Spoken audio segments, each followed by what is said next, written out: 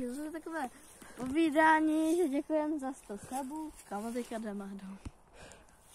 Zkrátili jsme poutníci a pokud chcete, tak příští rok, pokud bude, tak uděláme hashtag jedu za Johnem 3. Ano. Pokud to bude.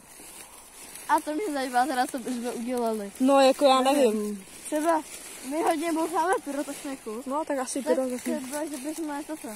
Třeba, že bychom vzali několik chleba a dali bychom do toho džumbumku. To by šlo. A nebo nějaký ohňostroj.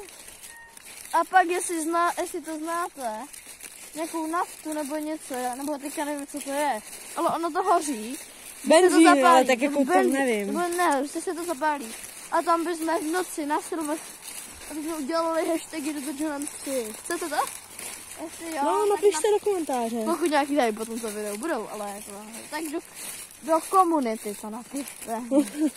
Když se nebude komentář, tak podobně nebude, protože doporučeno na YouTube Kids.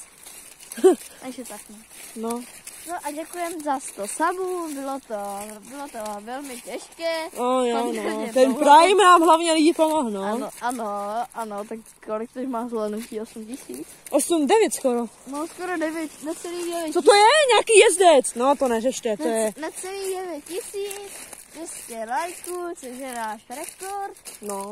Rekord a tohle. Dneska se už natáčeli videa. No. No a my se vám ozveme, až někam postoupíme.